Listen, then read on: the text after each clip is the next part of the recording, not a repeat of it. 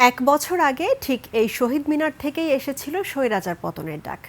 এবার সেই একই জায়গা থেকে ঘোষণা এলো নতুন বাংলাদেশের রূপরেখা।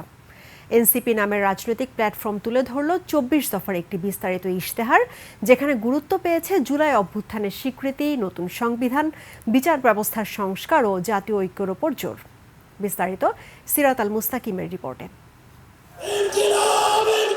নতুন বাংলাদেশের স্বপ্ন ও লড়াইয়ের প্রত্যয় নিয়ে রাজধানীর ঐতিহাসিক কেন্দ্রীয় শহীদ মিনারে জমায়েত হন দেশের বিভিন্ন প্রান্ত থেকে আসা এনসিপির নেতাকর্মীরা। ৩ আগস্ট দুপুরের পর থেকেই খণ্ড খণ্ড মিছিল এসে জড়ো হয় শহীদ মিনার প্রাঙ্গণে। নেতৃবৃন্দ বলেন, এক বছর পেরিয়ে গেলেও ন্যায় বিচার নিশ্চিত হয়নি। এই ব্যবস্থার আমূল পরিবর্তন জরুরি। এমন কর্মসংস্থান আমরা চাই না, এমন কর্মসংস্থান চাই যেখানে নাগরিকের মর্যাদা থাকবে এবং ভালো করে বাঁচার সুযোগ দিবে।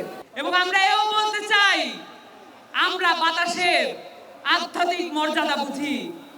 প্রতিটি জেলার বাতাস আমাদের গায়ে লেগেছে। বাংলাদেশের কৃষ্টি কালচারের যে সম্ভাবনা রয়েছে, বাংলাদেশের মুসলমানদের যে সম্ভাবনা রয়েছে, বাংলাদেশের ইসলামিক জনগণের যে সম্ভাবনা রয়েছে, সেই সম্ভাবনাগুলো আমরা বিশ্বমঞ্চে হাজির করতে চাই।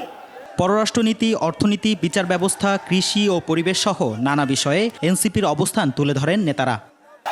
আমরা জানি এলাকায় এলাকায় আপনাদেরকে বাধা দেওয়া হচ্ছে, এনসিপির কর্মীদেরকে বাধা দেওয়া হচ্ছে।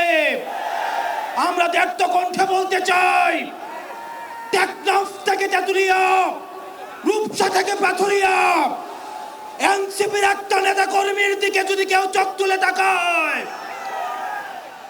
আমরা তাকে রাজনৈতিকভাবে মোকাবেলা করব। আমরা আজকের মঞ্চে মুজিববাদী সংবিধান ভেঙে চুরে শেষ করে দিয়ে নতুন সংবিধান চাইতে এসেছি।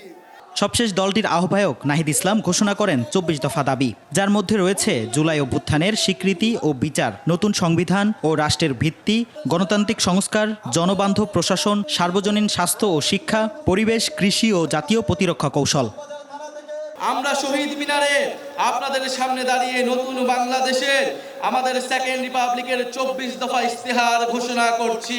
পুরাতন ঝেড়ে ফেলে আমাদের রাষ্ট্রের নতুন যাত্রায় আমাদের প্রথম অঙ্গীকারী হচ্ছে গণপরিষদের মাধ্যমে একটা নতুন সংবিধান।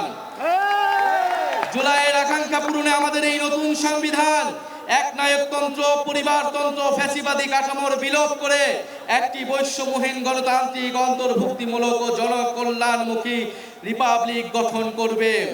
নতুন পথ চলার এই আহ্বান থেকেই ভবিষ্যতের বাংলাদেশ গঠনের ঘোষণা এলো কেন্দ্রীয় শহীদ মিনার থেকে।